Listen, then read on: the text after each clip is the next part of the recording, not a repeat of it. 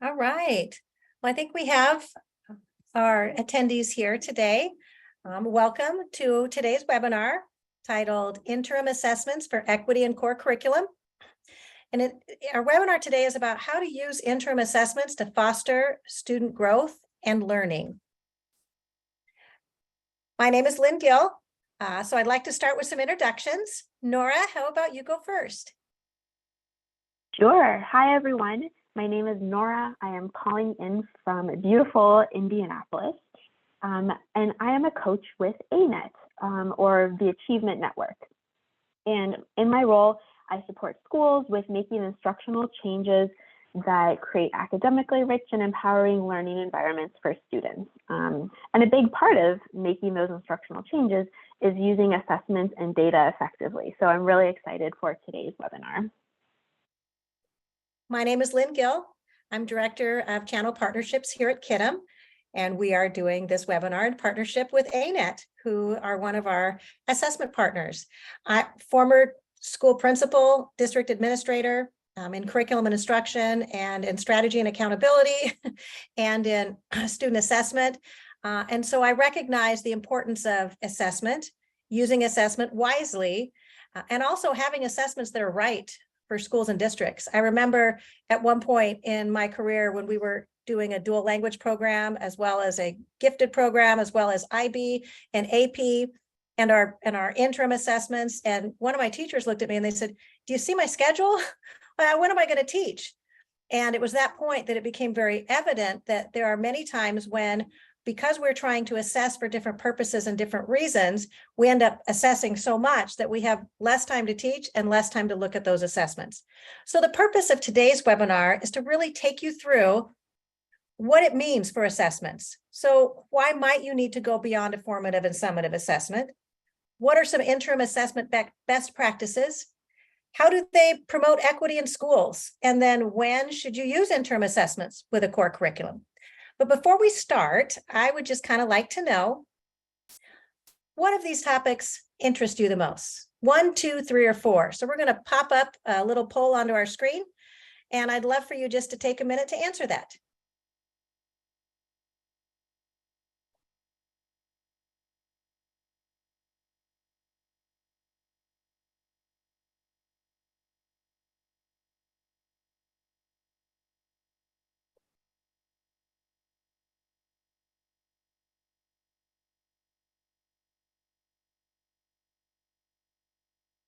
All right, can you share the results, Zach?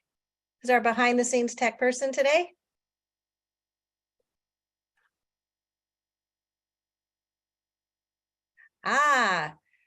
So I see lots of interest across the board. Well, luckily for all of you who are on today's webinar, we are going to start with why there is a need to be thinking beyond formative and summative assessments and why interim assessments are so crucial. We're also going to talk about interim assessments and best practices for those and ways to administer interim assessments that provide the most accurate and actionable data so you're not losing instructional time, which is our key focus in schools, right? We are going to discuss how interim assessments are used to promote equity and ensure that every student gets an equal opportunity to an equitable education and a chance to improve their proficiency. And then finally, we are going to examine why third-party assessments are used with the curriculum and how that provides you with an advantage when you use an interim assessment alongside your curriculum. So first, let's take a look a little bit about what curriculum-aligned interim assessments are and why they are so critical. So if you look at the first black box up there of our 2 lines, you see that interim assessments in general fall right between your beginning of the year and end of the year, right? They are on top of your formative and summative assessments. And the goal for your interim assessments is to benchmark your progress through the curriculum, right? So as you look at your insights from interim assessments, you use them to check your progress towards your goals you've made for student proficiency. Look for course corrections, remediations, or adjustments to make sure that students are improving their proficiency at a rate that you expect. But it takes more than just regular interim assessments in order for you to make the right instructional decisions so that students can be successful. So if you take a look at the top box, which is your black box we have there, you have interim assessments that aren't aligned to your curriculum. And while those assessments will help you understand a student's proficiency level with the standard, what they won't let you do is to quickly and adeptly adjust instruction for students who need support. They won't allow you to take a look at your instruction and say, you know what? We thought we taught this unit on linear equations, but it doesn't look like what we taught was as effective as we wanted it to be. So what about that unit wasn't effective, and how can I change my instruction? And then go back and take a look at that curriculum based on your assessment and say, I see right here, this is the part of the curriculum that I needed to spend a couple days on. I needed to present differently to my students. I needed to put students in small groups for. Whatever the answer to that is, the thing that is the same between all of those is that you have adjusted not just the idea of, gosh, these students didn't get it, but really deeply delved into, so what do I do about it?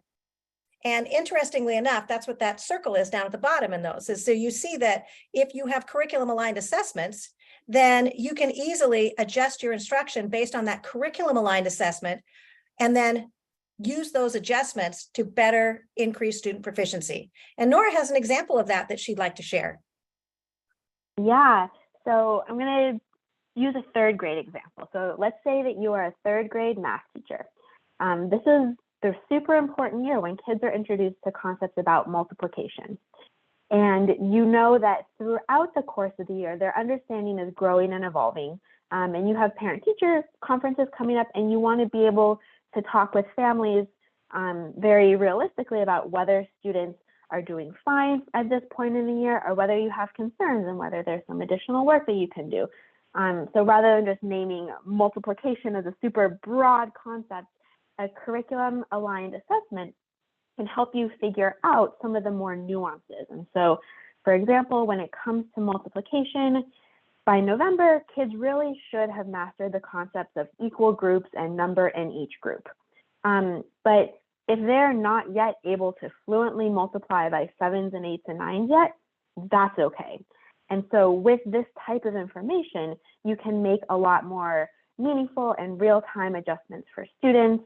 And that's just one very small example. But let's talk a little bit more about how assessments can drive performance. And so I'll toss it back to you, Lynn. Thank you. So assessments driving performance is something that we're all very familiar with. We have universal screening, we have progress monitoring, we take quarterly assessments, we take semester assessments. So this idea that assessments drive our understanding of student proficiency and from where they are and where we want them to be is common practice for us. But assessing progress through the core curriculum using interim assessments is a little bit different, right? So far too often we think about assessments for administrative purposes, and we look at it through the lens of how can we improve student proficiency for our state test scores? How can we improve student proficiency as a whole? How can we move our level 2 kids to our level level 3 so that we're above that hump for proficiency on state assessments? But if we think about improving curriculum effectiveness and analyzing whether or not the curriculum we're using is effective, we don't do that very often. And we all understand that when you're using core curriculum in your tier 1 instruction, all your students in your class, if your tier 1 instruction is effective, 80% of your students should understand and grasp that lesson, right? You should be doing your interventions with about 20% of the students. That's the generally the accepted ratio there, right? And generally accepted the statement of, if 80% of your students aren't successful, there's a problem in tier 1 instruction. There's a problem with your core instruction, okay? And we understand that too, right? But one of the things that we don't do very well is look at to see, well, if 80% of my students aren't being successful, what is it about the curriculum or how I'm teaching the curriculum that's the problem, right? So if we take a minute to take a look at identify the gaps, right, that students have, and how do we remedy those gaps? If we take a second just to think about, we've got lots of students from lots of different backgrounds and experiences that are coming into our classroom. Is our curriculum reflecting those backgrounds and experiences, or are students struggling because we're presenting concepts to them that they just aren't familiar with because of their background and experiences? We don't know that unless we take a moment to sit back and understand how effective is our tier 1 instruction. By using the right assessments, we can close the gaps in experiences, and we can understand the knowledge bases of students and reconcile, are they not succeeding because it's a curriculum issue, or are they not succeeding because it's a gap in their learning and we need to present the gap differently or better? We don't know that. So we can't fix the gap until we see it first, right? And that's why using the right assessments are so important. If you're not using something that's properly aligned or designed, you may be seeing gaps that aren't there, or you may be missing other gaps that you just don't know are there because you're assuming that the curriculum that you're teaching and the resources that you're using are effective as is. That's why it's so important to use interim assessments to manage that expectation of how is my curriculum serving me in the classroom and my teachers. So with equity in mind, let's talk a little bit about how you foster student growth with interim assessments, right? So interim assessments that are curriculum aligned function much the same way as our other assessments, right? So you have students who are taught using the curriculum of your choice. After a set amount of time, they take an assessment, right? Then you identify gaps from that assessment, our first box. You determine actionable insights, second box. You use best practices to teach and adjust the curriculum to account for those gaps that you've identified. That is what we know about interim assessments. The key to using interim assessments with curriculum, though, is that now that information that you have is directly aligned to what you taught in the classroom. And you can go back and take a look at your actual materials and know where and when you could have, should have, or now can make adjustments. And with interim assessments in Kiddom, the curriculum that you go back and look at later, you can adjust and personalize and keep the original assignment and keep the new adjusted assignment based on this data. So now you have materials that you can use over time instead of materials that you're going and searching for the next year, wondering what you can use with a group of students who struggled with a concept. Because as we know as teachers, a lot of times different groups that come through all struggle with some of the same concepts. And if we can refine that curriculum as we go, and then utilize refined lessons as we go, instead of starting new every time, imagine how much more impactful we could be in the classroom. So assessments also, curriculum interim-based assessments also work for assisting you with data at the school and the district level, right? So your data that you get from interim assessments that are curriculum aligned are also the same data that the school can have across grade levels and the district can have across schools. And it gives the opportunity for schools and districts to be able to refine professional development and then also provide additional opportunities for teachers to be more successful with the curriculum. So when it comes to assessment, just like any other time you're collecting and analyzing data, right? We know if we want to do a curriculum aligned assessment, that's one thing. I see the benefit of that. Okay. But we have to still utilize best practices, right? So if you are not utilizing best practices with the data that you're collecting from curriculum aligned assessments, the data you collect is not good or it's incorrectly analyzed, well, you're either going to miss warning signs or you're going to focus on the wrong things. So we want to make sure that controls are in place for consistency of data. And this, again, is not new for interim assessments, right? I'll never forget, I gave an interim assessment at the district level. We gave interim assessments and we were using a program. And one of my principals came up to me and he said, I don't like this. I think that, this data is bad. And I said, well, explain to me what you mean by that. And he said, well, this is my best teacher right here. And every year she does well on state assessments. But you know what? This data told me that her students weren't going to pass a state assessment. And I know that's just not going to be true. And I thought to myself, let me probe a little bit more. And so I said, well, tell me how you gave this interim assessment. What's the procedures in your school for giving it? And he said, well, we all gave it on Thursday. And I said, well, how did your best teacher feel about that assessment? And he said, oh, she wasn't there. It was a substitute. And I looked at him and kind of smiled. And he said, okay. maybe that wasn't the best way to give the assessment. I said, you know what? We all know that students aren't the best with subs, but it brings home the point that we want to make sure that the controls are in place for consistency. And you have to plan that as part of interim assessments, just like you plan it for your screening, universal screening and progress monitoring that you would do, right? Like you need to make sure that students are taking the assessments at the same time or the same intervals as each other so that the right amount of curriculum is covered and the right amount of curriculum is assessed. So when your teachers get together to analyze that data, it's an equal playing field, right? They're analyzing data at the same time. They're not analyzing data and one teacher gave it when they had a substitute there. Another teacher gave it when it was an early release day. Another teacher gave it when it was a assembly schedule, right? That you actually have taken those things into account so that you're systematically collecting and analyzing data, and it's good data. And so using an assessment and curriculum management platform like Kiddom is really helpful in that, because not only does it remove the work from teachers trying to plan what their data is going to be, right? Or when are we going to give the assessment and handing things out to kids and then trying to collect them and trying to analyze somewhere else. This is done for them in the platform. It's scheduled for them. The assessment is there for them. They can choose whether it's paper or online, and then they get that consistency across across the grade level or across the teachers that are giving it.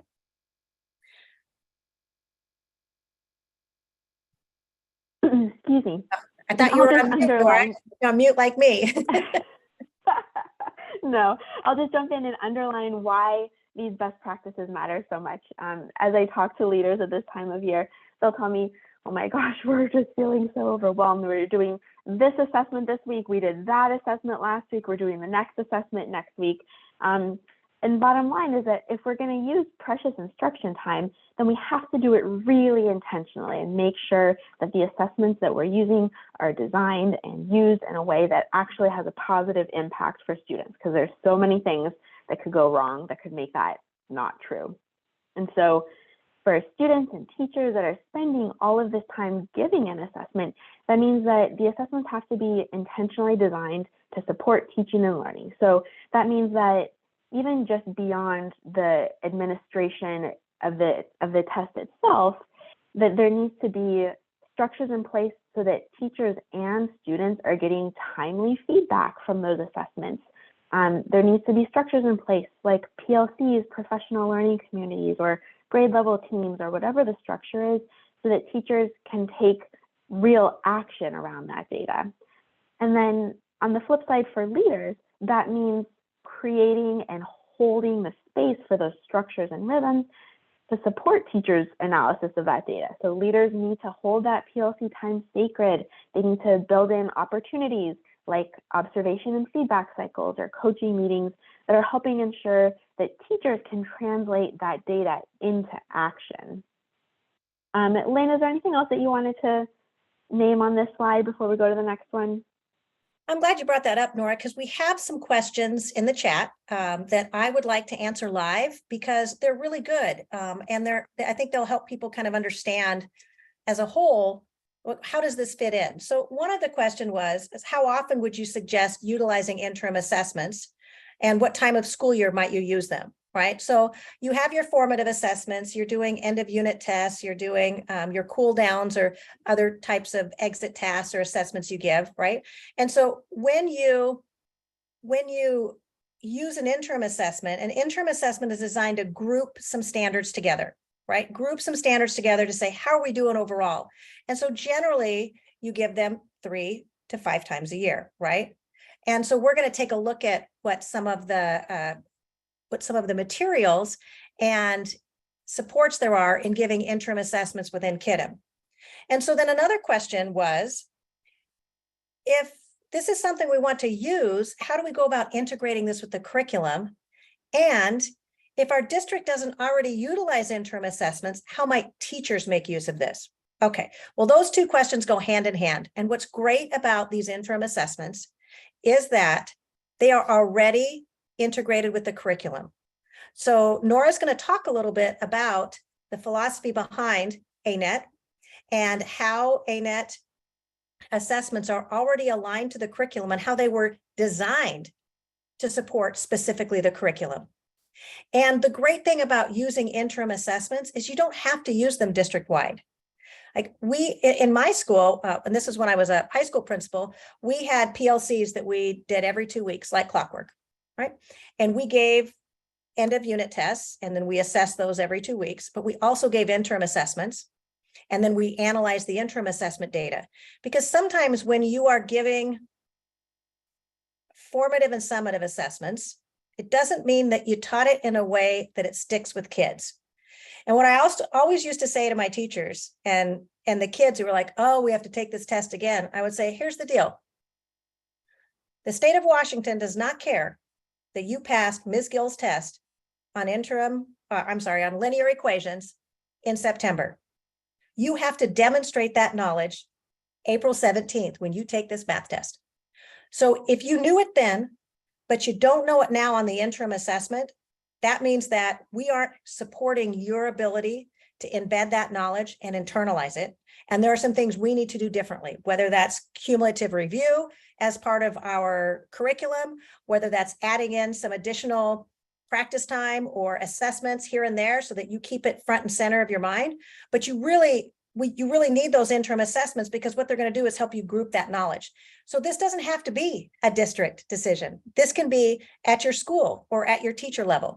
And our district at that point, when I was in Washington State, our district did not do interim assessments as a whole. We analyzed our semester assessments. That was about it. End of December, we analyzed those. End of June, we analyzed those. So this was a school decision for us because our teachers wanted better control over the curriculum. And we really wanted to affect positively our student proficiency, which we were struggling with. And so interim assessments and using them, yes, they can be done in your classroom and in your school. They don't have to be district-wide. And the great thing about ANet is that they're already aligned to the curriculum that we have in Kiddom. Right? And so with that, Nora, I'm going to take you to the next part because there are a couple of more questions, but I'm going to save them for when we get to the next part. So.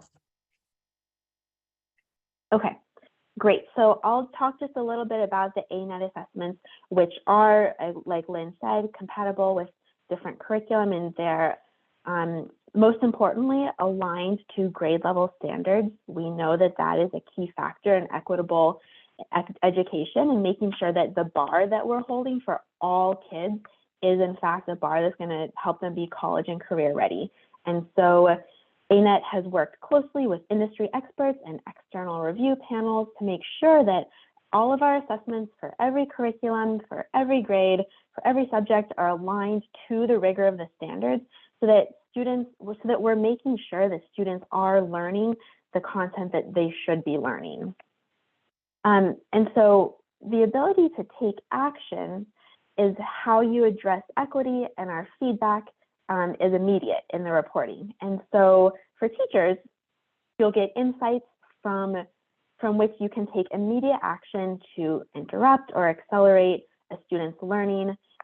You'll be able to see the distractor rationale, which is the example that you see on the screen, which means that for every incorrect answer on a student's assessment, you can see some possible thinking about here's what might have gotten them off track. This is a common misconception, so that you can give them the targeted support to help them understand that standard. And then, great, thank you. And for principals and district leaders, you'll get a systematic way of understanding how your students are navigating through the curriculum. And with those curriculum embedded assessments, you don't get insight into pacing at a building or system level, but you can see whether or not students at a student level have learned the embedded standard. And then seeing the mastery towards standards at a particular time of the year, you'll get insights into the pace of the curriculum, which is important for making sure that kids have access over the course of the year to everything that they need to learn. You'll need a high quality curriculum, and you'll need a high quality assessment that's bridging the gap between instruction and summative to check the pace about how the curriculum is being taught. So let's take a look at what this actually looks like in Kiddom. Going to the next slide. All right, so this leads us to answer a couple of questions in the chat. So the first question is, typically my interim assessment data has not aligned with my day-to-day scope and sequence.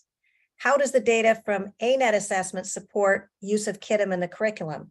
It is aligned to your scope and sequence, right?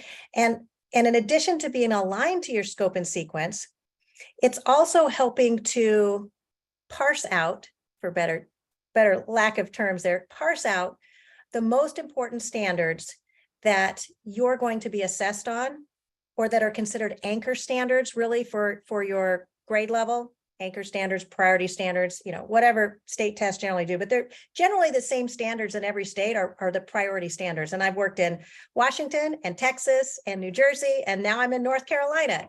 And while there are some differences in language and things between Common Core and different states that don't use Common Core and have their own assessments, fractions are fractions, linear equations are linear equations, right? Math is math. It's just represented a little bit differently, but the content is there. And so what ANet does really well, and I'm going to show you this in a minute, is help you understand what are those priority standards and why were these interim assessments developed to really meet the needs of understanding and being able to embed that knowledge over time with those priority standards. And as you look at the screen here and you see this first little data piece, you can see here that I'm looking at a school view, and you can see that because I see grade levels here, 2, 3, 4, 5, 6, right? So I can see proficiency across grade levels on this assessment report. And I can see that 4th grade and 6th grade are struggling a little bit. And we know the bell curve there is, as far as students doing well on assessments, I think grade 3 probably represents the best bell curve of what we see on levels 1, 2, 3, 4, 5, right? And then grades 4 and 6 have an awful lot of students who are performing below expectation on those. So that's my overall view. And then I can break it down by assessment. I can break it down by grade level. I can break it down by school or by classroom or by students. I can break it down by standard or by question, right? So I can really get granular in the data, which was another question in the chat. Said, in an ideal world, how does the district corroborate interim assessment data against everyday classroom data? Most of my district leaders don't have access to classroom data, which is why they buy interims for us to implement in the first place. You're right, right? Like I was at the district. I can't be in every teacher's classroom. And I don't know that every principal is in every teacher's classroom, right? Supporting instruction. I don't know what it looks like in the classroom. So all I know is what I have control over, which is the interim assessment, right? So I can say to every school and teacher in the district, you're going to give these interim assessments that we purchased on this schedule. And then I can bring my district facilitators together and we can take a look at the data and say, all right, now we're going to disperse out to the schools that need us the most, or we're going to disperse out to give additional materials to teach different standards. But how nice it would have been for me at the district level to take that interim assessment and then have it aligned to the curriculum teachers were teaching in class, so that instead of one more test they were giving, it was one test that supported what the teachers needed, which is how does this help me adjust my curriculum, and gave me the data that I needed at the district level and the school level. And that is why these reports in Kiddom are so important, because they really help merge the needs of a district and understanding data with the needs of you in the classroom and you in the school of teaching every single day. And onto the side of that big little image we have there is the next piece, which I'm going to blow up here because I'm going to actually go into this screen for you live, but is the next piece, which is typically my interim assessments are not aligned with my day-to-day scope and sequence, and our curriculum aligned assessments that you're talking about align to the scope and sequence, balanced across all the standards, right? And I'm going to say the answer to that is yes and no. And so let me show you that here really quick. Let's see. So if you're looking at my screen right now, you can see that I'm in the Kiddom platform, but I'm on the interim assessment page. And there's a reason for that. I'm on 4th grade math. But you can see that I have an implementation guide that gives me a full-length schedule of assessments. It tells me why I should schedule assessments as I have. It tells me what the purpose of scheduling assessments are. And it tells me when I'm scheduling those assessments, how are they grouped, right? So if I move into this full-length assessment schedule, I'm looking at what's the purpose, so I can help understand the purpose of interim assessments. You're not going to have this webinar in front of you every day, right? What do they do and what do they don't do, right? In addition to that, I can look at the design principles. Why were they designed? Progression, and then take a look down here, and hopefully this isn't too small. Look at this, focus on the major work. Not all content in a given grade level is emphasized equally in the standards. Yes, we know this, right? Many times there are far too many standards we can teach than we can teach in the school year, and we have to pare down those standards, right? So what ANet has done is take a look at the standards and say, look, if we are looking at interim assessments, in this case, 4 interim assessments across the school year, what might be the major work or the priority standards or the anchor standards that we might need to include to make sure that we are including at least 85% of the points here for second grade of the major work across the grade, right? And having done that work for you helps you understand that, gosh, you know what? They're on my side with understanding, and somebody else has researched what are the important learnings of this grade level that I need to be focusing on. And then what are some extraneous things that are nice for kids to know, but aren't necessarily part of those anchors that they need in order to progress through the grade level, right? And then we've got our interim assessments here. Then we have something down here, which is really important, right? And lots of times as teachers, you want to be able to review materials. You want to be able to review answers. And sometimes we have situations where kids need to take their assessment by hand, right? We have kids who have learning disabilities that may not be able to utilize computers well. And when it comes to computer-driven tests, then they can't take the test, right? And so you want paper and pencil to be available for that. You may want paper and pencil to be available for a different reason, right? But you have that opportunity here, both for the student and then for the teacher to be able to look holistically at the interim assessment itself and the guidance for giving the assessment and for the questions in the assessment. And so if I look here at this interim assessment, you can see here that this is the paper assessment, right? It's what we're going to see. And I have an opportunity for students to solve the problem. I have an opportunity for them to show their work, right? So you can tell that these assessments were developed by people who've been in the classroom, who are tired of seeing assessments that come through and they pack 15 to a piece of paper. And then students have no ability to answer those. And you're having to staple scratch paper to it or put it on the back, all those kinds of things. Here you have ANet who has said, well, we understand that. We're not going to skimp on paper. We're going to give you this. And then for the teacher, and this is what Nora showed you earlier, you can see here is guidance for you, right? And I used a fraction example because I know that A, fractions are always major learning, and B, fractions tend to be the thing that people struggle with the most. By people, I mean kids learning them, and me, I'm one of those peoples. And also because misconceptions with fractions and identifying misconceptions with fractions can be tough as a teacher, right? So if you take a look here at these misconceptions that have been identified for you, I can tell you by working with my math teachers, I'm not sure they would have identified some of these misconceptions on their own, that those were the reason why a student chose A or B or D. So it's really important when you are choosing an interim assessment, right? And you're choosing an interim assessment that's aligned to the curriculum, that it does more than just give you information on student proficiency. It also helps you go back and look at the curriculum and then adjust that curriculum for your needs, right? And I know I'm thinking right now of my math PLCs when we would get together and we would look at our data, and we would do it with fidelity every 2 weeks. And then we would go back and we would adjust our lessons based on the data. And all I'm thinking about right now is, wow, wouldn't it have been nicer for my teachers, instead of going back going, well, you had 13 out of 22 that weren't successful, go reteach unit 2. That's what we were doing on these mixed fractions, to be able to say to them in that PLC, wow, okay, we have our data. You had 13, you had 10, you had 9. Okay, this is all part of Unit 3, Lesson 4 and 5. Let's look at Lesson 4 and 5. How did you teach that, Nora? How did you teach that, Zach? Wow, maybe we can talk to each other about how we can adjust these specific lessons that we taught. And we do it inside the platform so we can share it with each other. So it's accessible when we're done, and it's accessible for next year, right? How much easier would that work have been for them?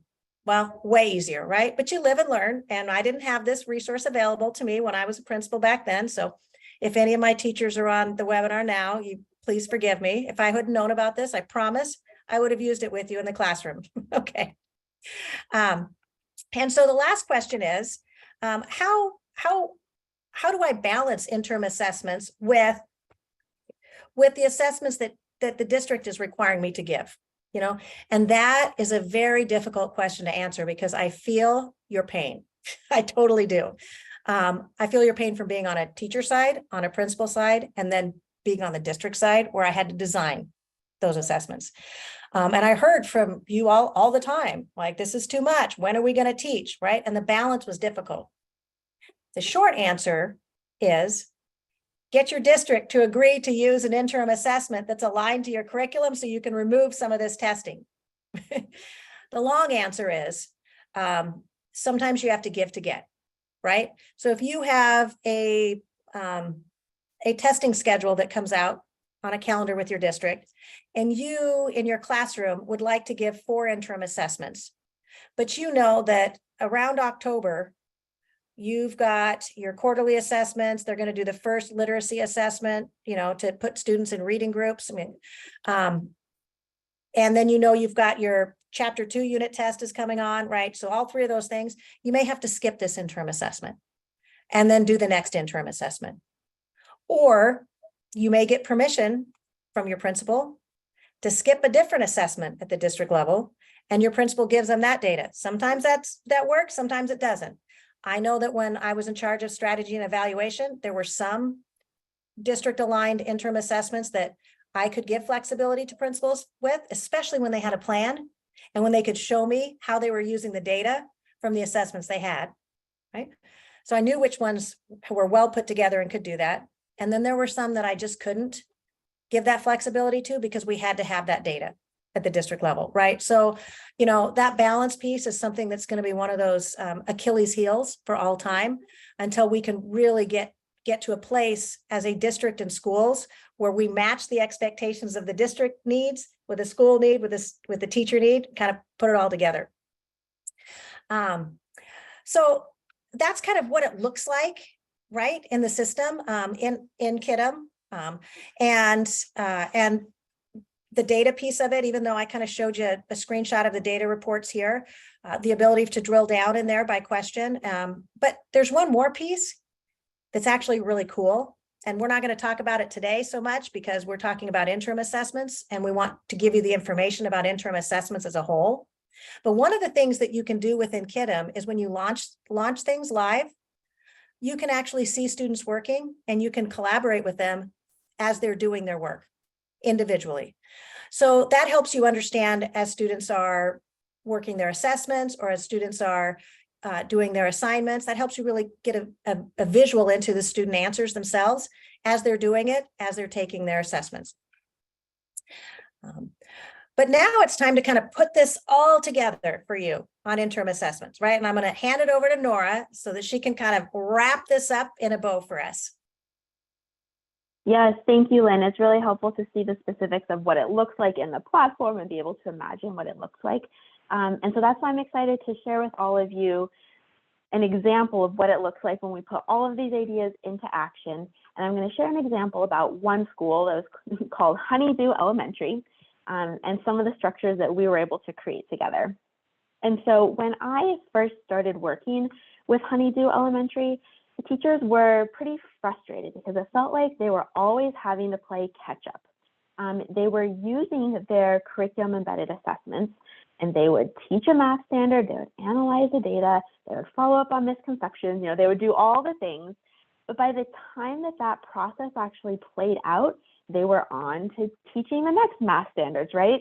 And then kids were falling behind on those, and it just felt like they weren't ever able to fully stay on top of all of the data and all of the gaps that they found. And so they felt like they were just stuck reacting, like they weren't, and they wanted to be proactive about teaching the standard to mastery the first time. So the math department decided to adjust its assessment strategy. And I know this is one of the questions about assessment strategy, and ANet has done a lot of thinking here. It's really tough. This comes up with so many different districts and schools, like, well, what, we're using these assessments or those, how do they fit together? And so we'll be sure to share a resource to at least help you get started thinking about assessment strategy in our follow-up email. But at Honeydew, what this looks like is that they continue to use their curriculum's end of lesson and end of unit assessments as a way to gauge student learning, detect gaps, push their students to ever deeper understanding. But then they also decided to adopt ANet's interims, knowing that these assessments, first and foremost, are a tool for strengthening instruction, not just evaluating students, but strengthening instruction.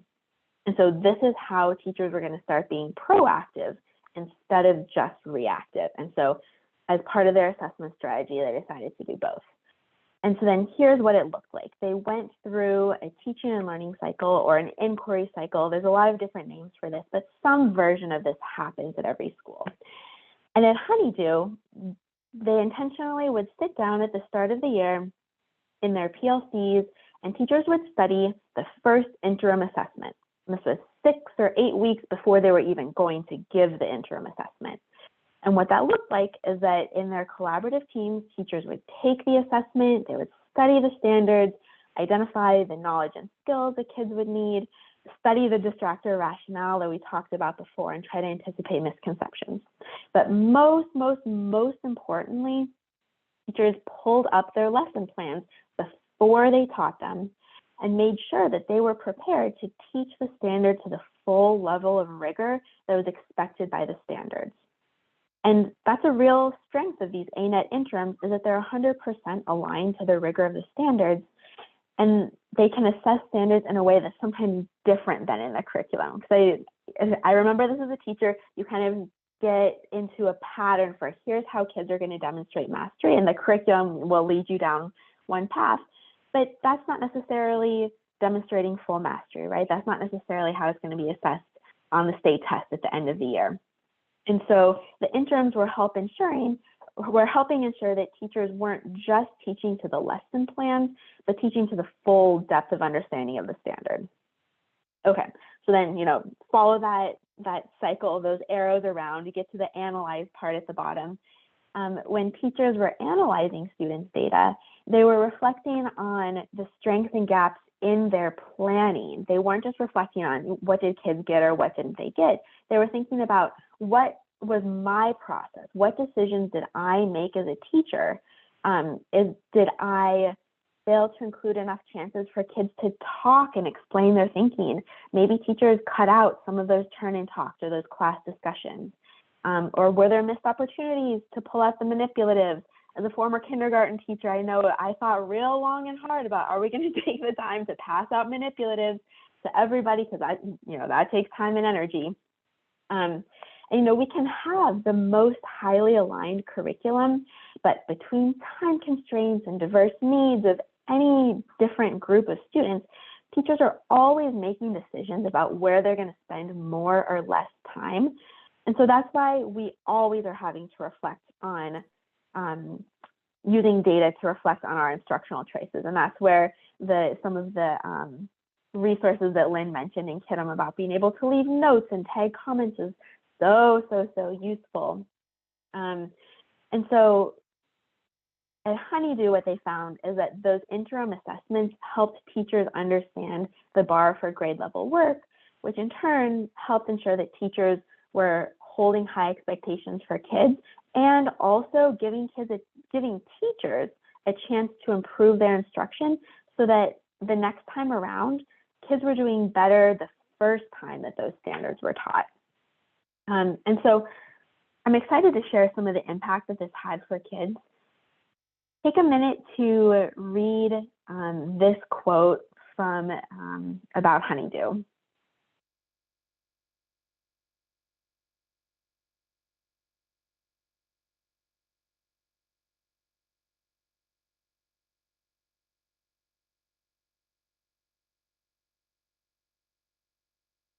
And again, this was for the 2021 school year a couple of years ago. And considering that they achieved these results during the first full school year of the pandemic, imagine what's possible under more typical learning conditions. And even more powerfully, like I mentioned, it's not just that kids improved on the assessed standards, it's that in subsequent units and later standards, kids did better the first time around because teachers were improving their instruction.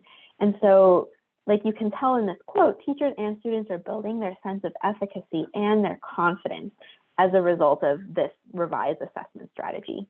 And I would love to keep talking about Honeydew and all the work that I did with them and our partnership and how that strengthens student outcomes. But in the interest of time, I will move us to the last slide, and then you can tell us what you think and reach out if you want to know more. So Lynn, I'll turn it back to you. Awesome. Yeah, before we kind of grab a poll, I'm going to pause on this slide a little bit because there's two ways to reach out to us in our partnership. You can either reach out to ANet or you can reach out to Kiddom. But there were a couple of pieces here that I want to just kind of double down on. And the first is that with interim assessments with ANet inside of Kiddom, we don't just give you the platform. We have an array of professional development offerings, from how to plan interim assessments, how to embed interim assessments into your curriculum, how to analyze the data for interim assessments. We support in goal setting and quarterly meetings, kind of go through what do we need to do to make it better, because you're right. There was a question in there that said, I feel like a lot of educators don't know what they're supposed to look for in the data or what to do with it. You're right. It's tough to really unpack all of that yourself, right?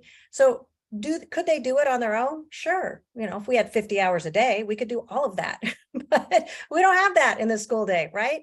We're busy with lots of other things, parent phone calls, planning instruction, getting to the next meeting, covering somebody's class, right? All of those kinds of things. So it's helpful to have somebody that can come in and say, hey, here's what you want to look for in your data. Let's take a look at that together. Let me help you with that so I can release you to do the planning for how to do better instruction and meet these students' needs instead of trying to figure out what to do with the data or where the data come from. So yes, we do offer that professional development. And when it comes to reviewing that, we offer that professional development at all levels. You have the classroom level, the school level, sometimes it's regional level, sometimes it's a district level, sometimes it's by content areas, right? Within the district or school. So there's lots of different options for that, because in your questions today, you've all been very thoughtful, and actually you've brought up some really good points with regards to interim assessments, in that it's difficult to find an interim assessment that is truly aligned to your curriculum and your scope and sequence. And to find that assessment and then be able to trust that it's coming from a place of research and design with the curriculum, and then to be able to have a, let's call it a interactive and engaging platform where you can not just deliver the curriculum, but have the interim assessments and the data at your fingertips. That's something that we're all searching for, right? And that's part of the reason why we're giving the webinar today. We understand that these kinds of partnerships don't necessarily exist out there right now. When you have your curriculum and those assessments, and you have your next curriculum and assessments, and you have your intervention curriculum, right? And those assessments, and then you have just assessments, and then you have what the district has designed. But where do you have those two things put together for you, for use in the classroom, and then to be able to inform everybody above you in that funnel, right? It hasn't really existed. And why Kiddom and ANet partnered up, and where Kiddom came from to begin with, was we recognized there was a lot of work that was happening on teachers' shoulders, just to prepare, just to plan, just to memorialize data, just to keep things year over year. And we wanted to remove some of that work with our platform in helping you take the curriculum, place it into the platform, and then utilize the interactive features to be able to deliver that curriculum and differentiate it for students, and then keep it for the next time, right? And we partnered up with ANet because we realized that, you know what, one piece we're missing with this curriculum and formative assessments and summative assessments is the idea that interim assessments should be alongside with that, and they should be aligned to that curriculum. And so our partnership with ANet, it was designed to, again, remove some of the work from your plate and give you a better opportunity to delve deeply into instruction, because that's where we really are, right? I mean, the bottom line to all of this is that We're in this business because we love kids and we love seeing their smiles. We love seeing them be successful. We love it at the end of the year when we can see the proficiency levels raise, right? I mean, that's what we love. What we don't love so much, right, is this other stuff, the extraneous stuff that we have to do. And if we at Kiddom can remove some of that, then we can partner with you to have more joy in the classroom, right? To spend time on doing the things that make us all smile. And that was why we came into the market. It's why you're hearing about us now, because that's our mission, is to bring more joy about and remove more work from your plate so that you can deliver instruction more effectively. And that's why we partnered with ANet, so that we could also bring in some more of those assessment opportunities. So with that, right, hopefully I've given you enough time to kind of review and write down those email addresses to reach us, or to go to our websites as well. You can reach us there. And I'd like to end with just one more poll, just because I'm curious, right? So I kind of added this in here. Is it based on our webinar today and kind of what you learned today, how likely are you to use interim assessments in your class or school or district? Where do you think this places you in that trajectory of, I learned about it, I like it, and yes, I'd like to implement it? And I get that there might be some constraints, but imagine this was a perfect world and you didn't have the other constraints. Where would you be on that continuum?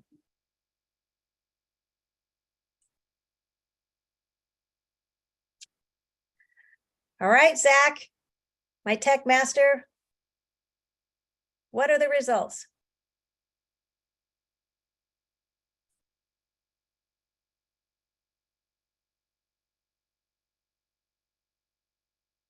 Great. I see that everybody who has answered the poll today is already using some form of interim assessment. So I really hope that after today's webinar, there's a nugget of information you can take back that helps you use interim assessments better, more effectively, or double down on the things you're doing that today reinforced for you that you're doing the right thing. And that is the end of today's webinar. If you have questions or you want to reach out to us, please do so.